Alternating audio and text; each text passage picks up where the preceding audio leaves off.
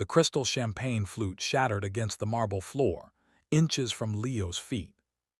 You think you can just waltz into my daughter's life with your clearance rack clothes and your pathetic little Honda? Victoria Sterling-Montgomery's voice cut through the private dining room like a blade. I've seen your type before. You're nothing but a leech. Leo stood there, water dripping from his hair where Victoria had thrown her drink at him. The entire family sat frozen around the mahogany table, their faces a mixture of shock and barely concealed satisfaction.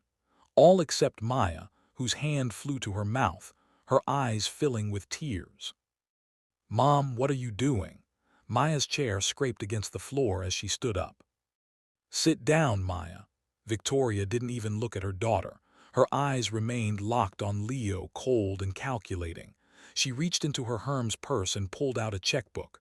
"How much?" 10,000, 20. "Name your price to disappear from my daughter's life." The silence that followed was suffocating. Chad, Maya's sister Sarah's boyfriend, leaned back in his chair with a smirk, his Rolex catching the chandelier light. Sarah herself looked away, embarrassed but unwilling to intervene. Maya's father, Richard, cleared his throat uncomfortably but said nothing. Leo slowly wiped the water from his face with his sleeve.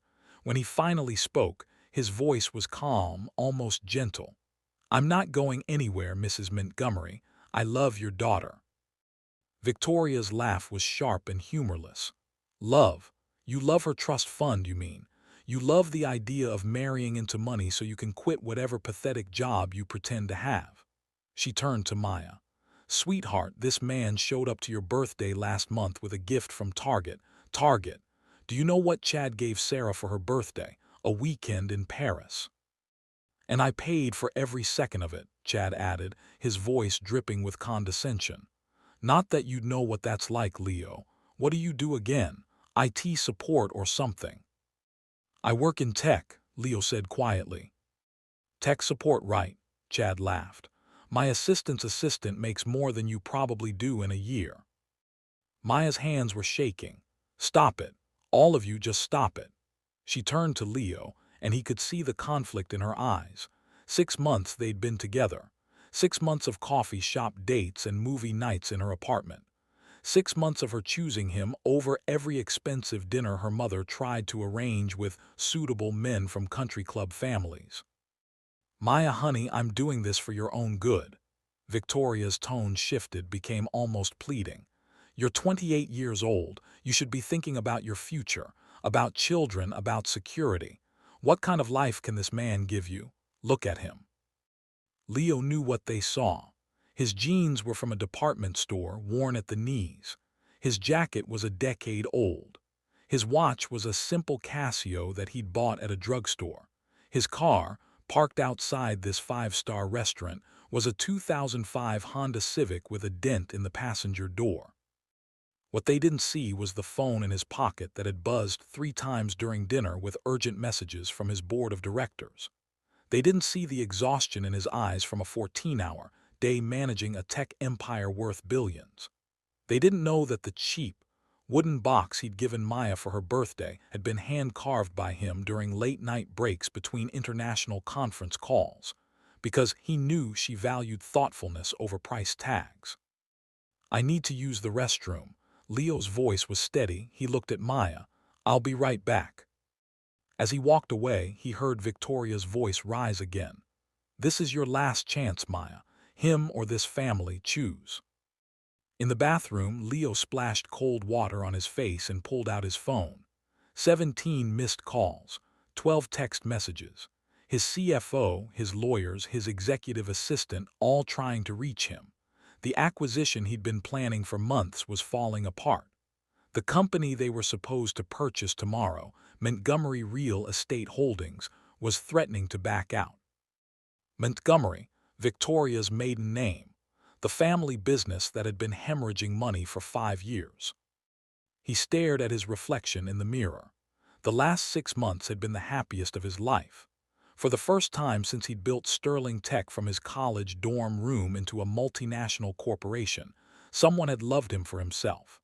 Not Leo Sterling, billionaire CEO. Just Leo, The guy who laughed at bad movies and made terrible pancakes and listened when she talked about her dreams.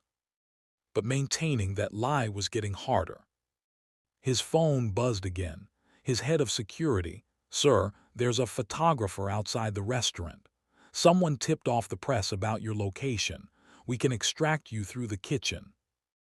Leo typed back, "Stand down, I'll handle it." When he returned to the table, the atmosphere had somehow gotten worse.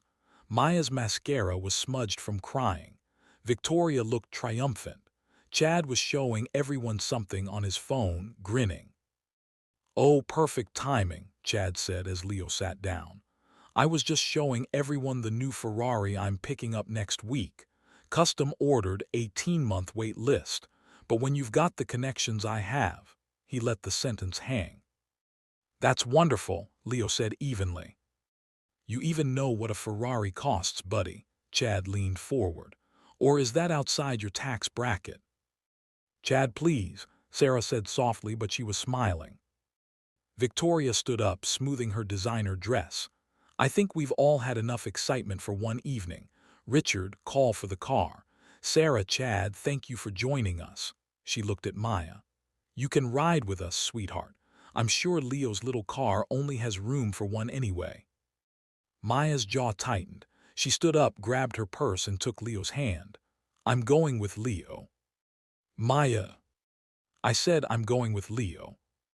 The drive back to Maya's apartment was silent except for the rain that had started falling, beating against the windshield. Leo's hands gripped the steering wheel, his knuckles white. Maya stared out the window. "I'm sorry," she finally whispered. "You don't have anything to apologize for. She had no right to treat you like that, to throw water on you, to offer you money." Her voice broke. "God, I'm so embarrassed." Leo pulled the car over, put it in park. He turned to face her, taking both her hands in his. "Maya, look at me. I don't care what your mother thinks. I don't care what Chad thinks or your sister or anyone else. The only person whose opinion matters to me is yours." "I love you," she said, tears streaming down her face. "I don't care that you're not rich. I don't care that you drive an old car or that you shop at Target. You're kind and you're funny and you make me feel like I matter." "You do matter." He brushed a tear from her cheek. "You're the only thing that matters." They sat there in the rain for a long moment, holding each other. Leo's phone buzzed again in his pocket, but he ignored it. "She's going to make this difficult," Maya said quietly. "My mom, she's not going to let this go." Leo nodded. "I know." What he didn't say was that he'd been preparing for this moment. The background checks his security team had run on Maya's family. The financial analysis of Montgomery Real Estate Holdings. The acquisition papers sitting on his desk at Sterling Tech headquarters, waiting for his signature. The next morning, Leo sat in his real office for the first time in 3 days. Floor-to-ceiling windows overlooked the city skyline. His assistant, Jennifer, stood by his desk with a tablet, running through his schedule. "The Montgomery acquisition is still on hold," she said. "Their lawyers are asking for more time to review the terms. Frankly, sir, I think Victoria Montgomery is trying to shop for better offers." Leo smiled grimly. "Let her try. Who else is going to bail out a real estate company that's 6 months away from bankruptcy?" "There is one complication." Jennifer swiped her tablet. "Chad Morrison, the man dating Sarah Montgomery, has been making calls. He's claiming to have investors interested in purchasing Montgomery Holdings." "Chad Morrison." Leo pulled up a file on his computer. His intelligence team had compiled quite a dossier. "The crypto millionaire. Allegedly, we've done some digging. His crypto wealth appears to be largely fabricated. He's living on credit and a minor trust fund from his parents. The Ferrari he's supposedly buying, we confirmed with the dealership. The order doesn't exist." "Interesting." Leo leaned back in his chair. "Keep monitoring him. If he's planning something with the Montgomerys, I want to know about it." His phone rang. Maya's name flashed on the screen. "Hey, beautiful," he answered, his voice softening immediately. Leo, can we talk? She sounded stressed. My mom wants to have lunch, just her and me. She says she wants to apologize for last night. Leo doubted that very much. Do you want me there? She specifically said just the two of us. I think she wants to try to bribe me or something, convince me to leave you. Maya's voice wavered. I'm not going to, obviously, but I thought I should tell you. I appreciate that. Leo looked out at the city. Maya, whatever she says, whatever she offers, remember that I love you. Not your family's money or connections or anything else. Just you. I know, he could hear the smile in her voice. I love you too. I'll call you after lunch, okay? After they hung up, Leo sat in silence for a moment. Then he pressed the intercom button. Jennifer, clear my schedule for tomorrow afternoon. I'm going to need to attend the Montgomery family garden party. Sir, you weren't invited. I know, Maya will bring me as her plus one, he smiled. I think it's time I got to know the family better. The garden party was exactly what Leo expected. A ostentatious display of wealth and status. White tents with crystal chandeliers. A string quartet. Waiters in tuxedos carrying trays of champagne. Women in designer dresses and men in custom suits, all air-kissing and name-dropping. Leo showed up in khakis and a button-down shirt from J.Crew. Maya met him at the entrance, looking nervous. Are you sure about this? My mom is going to lose her mind. Let her, Leo took her hand. I'm not hiding who I am. They'd barely made it 10 feet into the party when Victoria appeared, her face a mask of barely controlled fury. Maya, dear, I thought we agreed you were coming alone. No, you said you hoped I would. I never agreed.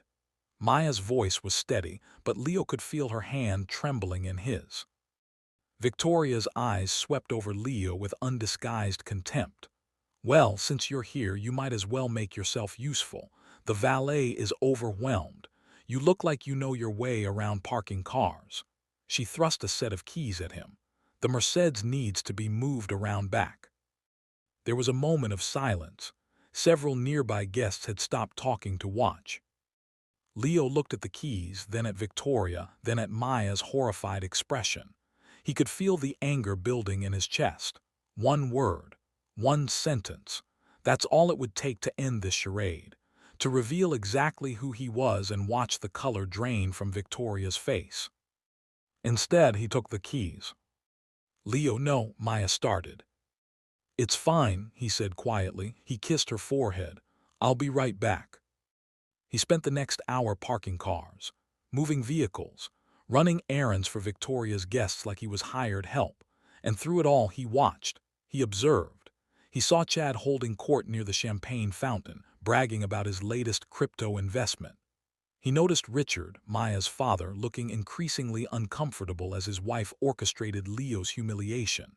He watched Sarah avoid making eye contact with him, shame written across her face. And he watched Maya, standing alone near the edge of the party, tears streaming down her face, torn between defending him and not causing a scene. He was moving a Bentley to the side lot when someone called out, Leo, Leo Sterling. His blood ran cold. He turned to see Marcus Chen, the CEO of Pacific Investments, walking toward him with a confused expression. I thought that was you. What are you doing parking cars? Is this some kind of undercover boss thing? Marcus laughed. Wait until I tell the board about this. Leo moved quickly, intercepting Marcus before he could get any closer to the main party. Marcus, I need you to not say anything, to anyone. Can you do that for me? Marcus's smile faded as he realized Leo was serious. What's going on? It's complicated, but I'm asking you as a friend to pretend you don't know me, just for today. Marcus studied him for a long moment, then nodded slowly. All right, but you owe me an explanation later. I promise. As Marcus walked away, Leo leaned against the Bentley, his heart pounding. That was too close. This whole situation was becoming unsustainable. How much longer could he keep up this double life? His phone buzzed. Jennifer, sir, we have a problem. Chad Morrison just filed paperwork claiming he secured financing to purchase Montgomery Holdings. He's holding a press conference tomorrow. Leo's jaw tightened. He typed back, "Do we know where the financing is supposedly coming from?" "That's the problem, it's fake. We've traced it back to a shell company, but if he announces it publicly before we can verify, it could complicate our acquisition." Leo looked back at the party, at Maya standing alone, at Victoria laughing with her wealthy friends, at Chad's smug face. "Let him have his press conference," Leo typed. "I want our legal team there, and make sure we have all the documentation on Morrison's financial fraud ready to go. If he's going to play games, we're going to end them." When he rejoined the party, Victoria immediately approached him with another errand. "The caterer needs someone to help unload plates from the van, since you're clearly experienced with manual labor." "Mom," Maya's voice was sharp. "Stop it, just stop. I'm only trying to." "You're trying to humiliate him, you're trying to break us up. Well, it's not working." Maya grabbed Leo's hand. "We're leaving." "If you walk out that door with him, you're making a choice," Victoria said coldly. "And that choice has consequences." "What kind of consequences?" Victoria smiled, but there was no warmth in it. "Your trust fund, your position in the family business, your place in this family, all of it contingent on you making the right decision." The party had gone completely silent. Everyone was watching. Maya looked at Leo. He could see the fear in her eyes, the uncertainty. He squeezed her hand. "I'm choosing him," Maya said, her voice clear and strong. "I'm choosing Leo." "Then you're choosing poverty." Victoria's voice was ice. "Don't come crying to me when you're living in his little apartment, struggling to pay bills, when you've given up everything for someone who can't even afford to take you to a decent restaurant." "I'd rather be poor with Leo than rich without him." They walked out together, leaving a stunned silence behind them. In the car, Maya was shaking. Oh my God, I just gave up everything. My inheritance, my trust fund, my family." "Hey," Leo pulled over again. This was becoming their thing, apparently, pulling over for emotional conversations. "You didn't give up everything, you still have me." "I know, and I don't regret it, I just—" She pressed her hands to her face. "I don't know how we're going to make this work. My apartment, I can't afford it without my trust fund. I'm going to have to move, find a cheaper place. Get a second job maybe." "Maya, and I know you're struggling too with your job. God, we're going to be eating ramen for the rest of our lives." She laughed, but it was edged with hysteria. "But it's okay. We'll figure it out. We'll be okay." Leo wanted to tell her the truth. Wanted to explain that she didn't need to worry about money, that he could buy her a penthouse in the most expensive building in the city without even making a dent in his net worth. But something held him back. He needed to know she truly chose him. Not his money, not his success, just him. "We'll figure it out together," he said instead. That night, alone in his real apartment, the penthouse that Maya had never seen, Leo stood at his window and made a decision. He called Jennifer. "I want you to leak a story," he said, "that I've been fired from Sterling Tech." "Sorry." "Not publicly. Just make sure it gets back to the Montgomery family, through Chad preferably. I want them to think I've lost everything." There was a pause. "May I ask why?" Leo thought about Maya's face when she'd chosen him over her family's money. "I need to know who people really are when they think I have nothing to offer them." The next day, the news spread like wildfire. Leo's company had let him go. He was unemployed. When Maya heard, she cried, but then she straightened her shoulders and got to work.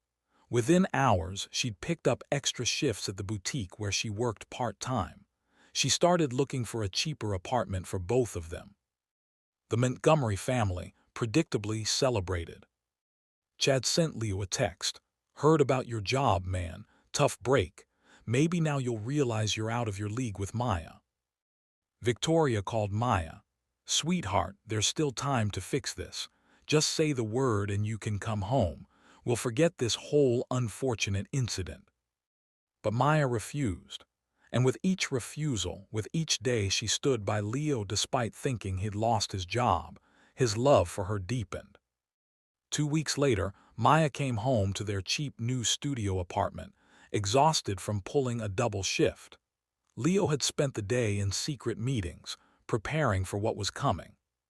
But when she walked in, he was sitting on their second-hand couch, pretending to search job listings on his laptop.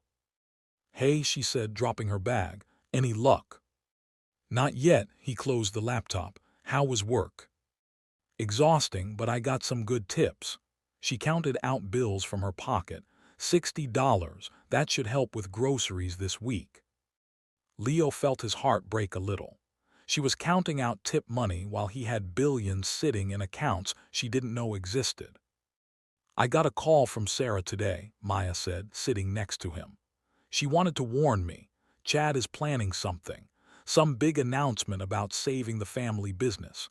She thinks he's going to propose to her at the same event, make this whole grand gesture thing." "When?" "Tomorrow. There's a big meeting at the Montgomery building. All the major investors and press are going to be there. Chad's supposedly bringing in this massive investment group to buy out the company and save it from bankruptcy." She leaned against him.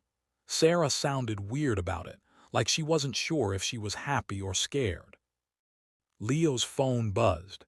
"Jennifer, Morrison's press conference is set for 2 p.m. tomorrow. We have the team in place. Are you sure you want to go through with this?"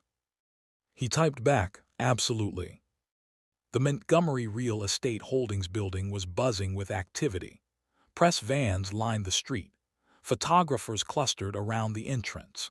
Inside the main conference room, Victoria had assembled everyone important: investors, board members, family friends, society page reporters.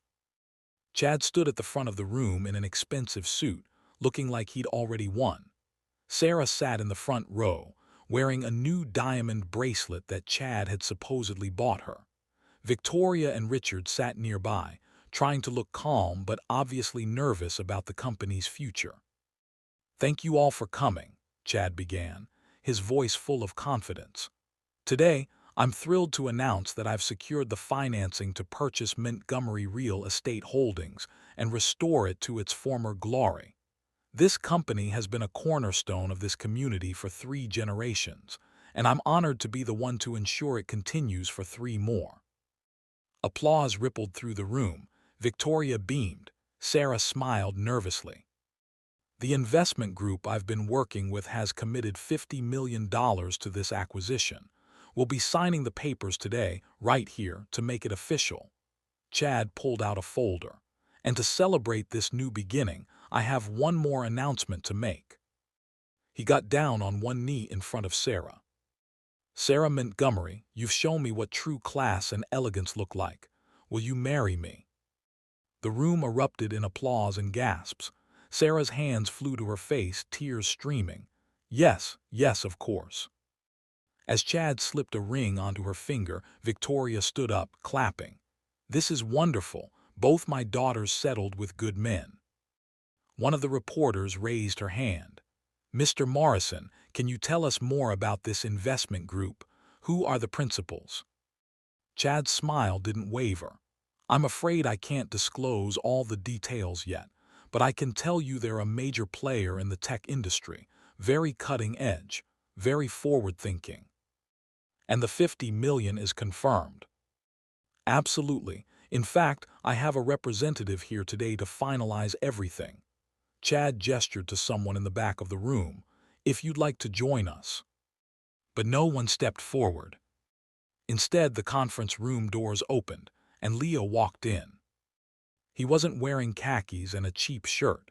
He was in a Tom Ford suit that cost more than most people's cars. Behind him walked 3 people: Jennifer, his CFO, and his head of legal. Security flanked the doorway. The room fell silent. "Leo," Maya's voice was small, confused. She was standing in the back, having shown up to support her sister despite everything. "What are you doing here?" Victoria's face had gone white. "What is the meaning of this? Someone call security and have this man removed." "I wouldn't do that," Leo said calmly. He walked to the front of the room and Chad instinctively stepped back. "See, I'm actually supposed to be here. My company is the one purchasing Montgomery Real Estate Holdings. We've had a contract in negotiation for 3 months." "Your company?" Chad laughed, but it sounded nervous. "You got fired 2 weeks ago." "Did I?" Leo smiled. "Jennifer, can you clarify for everyone?" His assistant stepped forward. "Leo Sterling is the founder and CEO of Sterling Tech. He owns the company. It's impossible to fire yourself." The room erupted in confused murmuring. Victoria stood up, her face a mask of shock. "Sterling Tech, but that's your—" "Worth approximately $4.7 billion, yes." Leo's voice was even.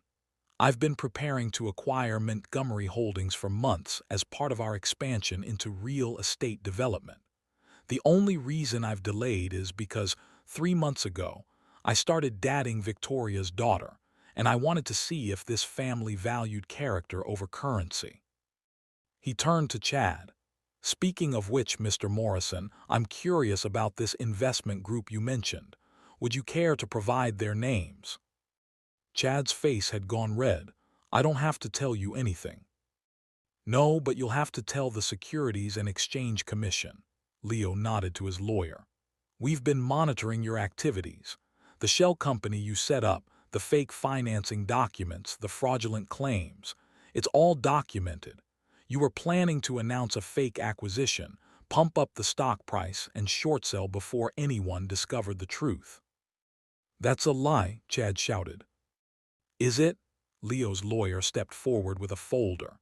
"We have emails, financial records, testimony from your own business partners who you tried to involve in this scheme. Mr. Morrison, you're looking at multiple felony charges for securities fraud."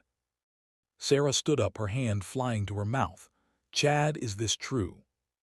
"Baby, I can explain. The Ferrari you said you ordered, the crypto investments, the penthouse in Manhattan." Leo's voice was relentless. "All lies. You're living on a trust fund that runs out in 6 months and a mountain of credit card debt.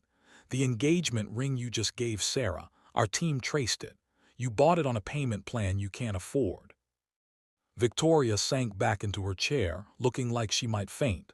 "This can't be happening." "But it is." Leo turned to face the whole room. "And here's what's going to happen next. Sterling Tech will be purchasing Montgomery Real Estate Holdings. The employees will keep their jobs. The company will be restructured and refinanced. And the Montgomery family will maintain a minority stake if they agree to my terms." "What terms?" Richard asked weakly. Leo looked at Maya, who was standing frozen in the back of the room, her face pale with shock. "That every decision made about this company going forward includes Maya's input. She's proven herself to be the only person in this family with actual integrity. She gave up her trust fund, her inheritance, and her place in the family to stand by someone she thought had nothing. That's the kind of character I want involved in my business ventures." He turned back to Victoria. "As for you, Mrs. Montgomery, I'm willing to overlook the water you threw on me, the attempts to bribe me, and the 2 weeks you made me park cars at your garden party like I was the help. But I will not overlook how you treated your daughter, how you tried to control her life and manipulate her with money." Victoria's mouth opened and closed, but no sound came out. "So here are my terms. You apologize to Maya. A real apology, not some PR statement. You respect her choices, including her choice to be with me, and you never ever try to use money to control her again." Leo's voice was steel. "If you can't agree to those terms, then Sterling Tech will still buy the company, but the Montgomery family will be bought out completely. You'll get fair market value for your shares, which, given the company's current state, is about 30 cents on the dollar." The silence in the room was deafening. Finally, Victoria stood. She walked slowly toward Maya, each step seeming to cost her. When she reached her daughter, her voice was barely a whisper. "I'm sorry, Maya, I'm so sorry." Maya's eyes were filled with tears. "Mom, I was wrong about Leo, about everything. I let my obsession with status and money blind me to what really mattered. You were happy and I tried to take that away from you. Victoria's own eyes were wet now. Can you forgive me? Maya looked at Leo. He nodded slightly. She turned back to her mother. We have a lot to work through, Maya said quietly. But yes, eventually I can forgive you. Victoria hugged her daughter, both of them crying. Sarah joined them, whispering apologies of her own. Richard stood awkwardly to the side, until Maya pulled him into the embrace too. In the background, 2 security officers escorted Chad out of the building. He was shouting threats and denials, but no one was listening anymore. Leo stepped back, giving the family space. Jennifer appeared at his elbow. That was quite a performance, sir. It wasn't a performance, Leo said quietly. It was necessary. And Ms. Montgomery, how do you think she's handling this? Leo watched Maya, saw her looking at him over her mother's shoulder with an expression he couldn't quite read. Shock, certainly. Maybe anger. Maybe hurt that he'd lied to her. I guess I'm about to find out. Later that evening, Leo and Maya sat in his real apartment, the penthouse with floor-to-ceiling windows and modern furniture, and a view of the entire city. They'd been sitting in silence for 10 minutes. You lied to me, Maya finally said. I did. For 6 months, about who you are, what you do, where you live, everything. Not everything, Leo turned to face her. My feelings for you were real, are real, that was never a lie. But everything else was. Her voice cracked. Did you think I wouldn't love you if I knew you had money? Did you think I was like my mother? No, God, no. Leo reached for her hand, but she pulled away. Maya, I've been rich my whole adult life. And every single person I've ever dated, every friend I've ever had, I've always wondered if they liked me or my bank account. When I met you and you didn't know who I was, it was like this incredible gift. You saw me, just me. Not Leo Sterling, billionaire. Just Leo, the guy who makes bad jokes and can't cook to save his life. So you tested me. Her eyes flashed with anger now. You let me struggle. Let me take on extra shifts and worry about how we were going to afford groceries. You watched me give up my family, my trust fund, everything, and you didn't say a word. I needed to know, Leo said, his voice breaking. I needed to know that you chose me for the right reasons. The right reasons, Maya stood up, packing. Leo, I chose you when I thought you had nothing. I chose you when my mother threw money at you to leave. I chose you when I thought we were going to spend the rest of our lives struggling. What more did I need to prove? You're right, Leo stood too. You're absolutely right. I should have told you sooner. I should have trusted you. But Maya, please understand, in my world everyone wants something. Everyone has an angle. And then I met you and you just wanted me. Do you know how rare that is? Maya stopped packing. Tears were streaming down her face. I feel like I don't even know you. You know me better than anyone. Leo took a step toward her. You know that I cry at sad movies. You know that I hate mushrooms, but I'll eat them anyway if you make them because I don't want to hurt your feelings. You know that I have nightmares sometimes about being alone. You know all the real parts of me, Maya. The money, the company, the penthouse, that's just stuff. It's not who I am. But it's part of who you are, she said softly. A big part, and you kept it from me. I know, and I'm sorry, I'm so sorry. He closed the distance between them. But I'm not sorry I got to spend 6 months with someone who loved me for me, who didn't care about my tax bracket or my stock portfolio or any of that. You gave me the most precious gift anyone ever given me, Maya. You gave me yourself with no strings attached. She looked up at him, her eyes searching his face. How do I know you're not going to keep other secrets? How do I trust you? Because from this moment forward, I promise you complete honesty. No more secrets. No more lies, just me, exactly as I am, flaws and all. He cupped her face in his hands. And if you need time, if you need space, I'll give you that. But please don't give up on us. Not when we've come this far. Maya was quiet for a long moment. Then she said, the wooden box you gave me for my birthday. What about it? It was beautiful, really beautiful. I still have it on my nightstand. I've been keeping my grandmother's ring in it. She took a shaky breath. That meant more to me than any expensive gift ever could have, because you made it, because you spent time on it, because it was thoughtful and personal and real. Leo felt hope bloom in his chest. I spent 3 weeks on it. My assistant kept asking why I was showing up to board meetings with sawdust in my hair. A small smile tugged at Maya's lips. You're ridiculous. I am completely ridiculous, ridiculously in love with you. Don't, but she was smiling now, really smiling. You don't get to charm your way out of this. I'm still mad at you. I know. And we're going to have to talk. Like, really talk. About everything. About your life, about how this is going to work, about trust and communication and boundaries. Whatever you need.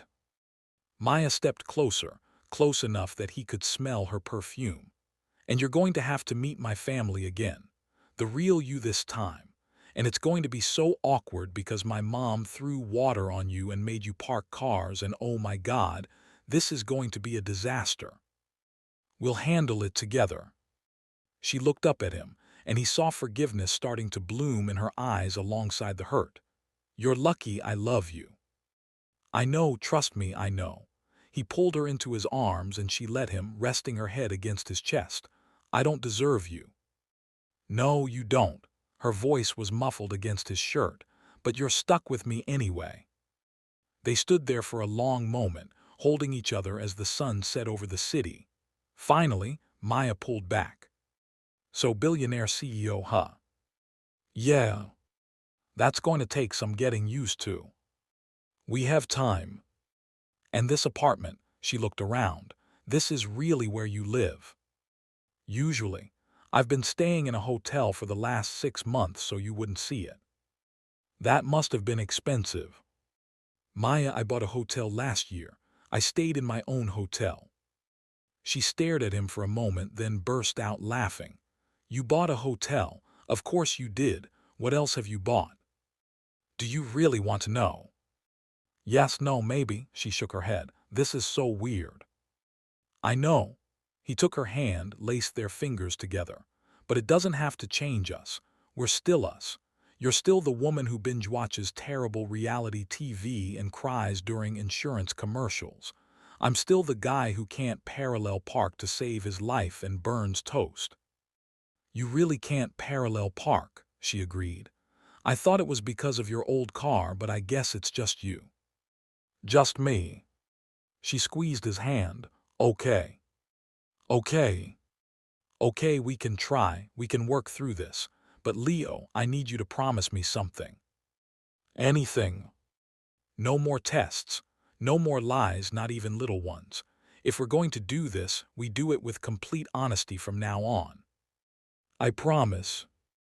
And if your life is going to be my life now, I need to be part of it. Really part of it. Not just the guy you take to coffee shops.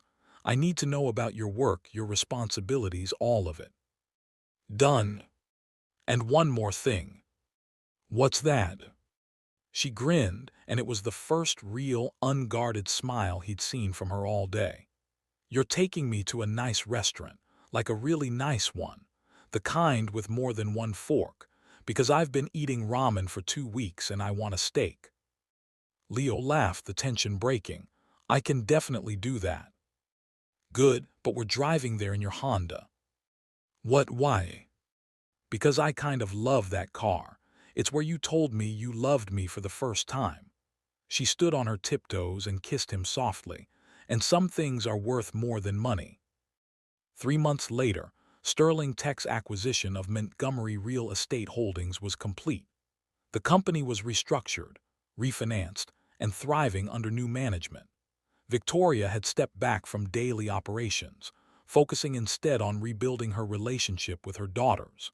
Sarah had broken off her engagement to Chad and was taking business classes, discovering a talent for real estate development that no one, including herself, had suspected. And Leo and Maya were planning a wedding. My mother wants to pay for it, Maya said one evening as they reviewed venue options. She says it's the least she can do after everything.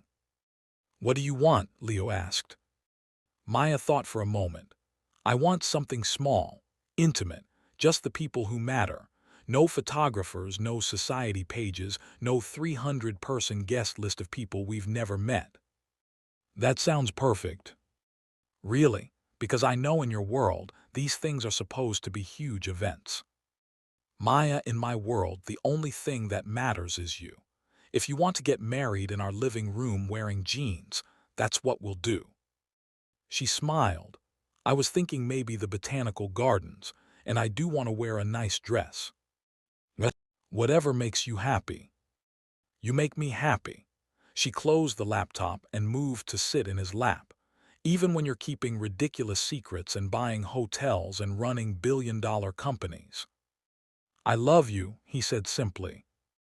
I love you too, she kissed him softly. Thank you for choosing me. Thank you for choosing me back, especially when you thought I was broke and unemployed. Best decision I ever made. They sat there together as the sun set over the city, two people who had found something rare and precious in a world that often valued the wrong things. They'd been tested, challenged, pushed to their limits, but they'd come through it stronger. Because in the end, it wasn't about money or status or power. It was about character. It was about choosing to see the person beneath the surface.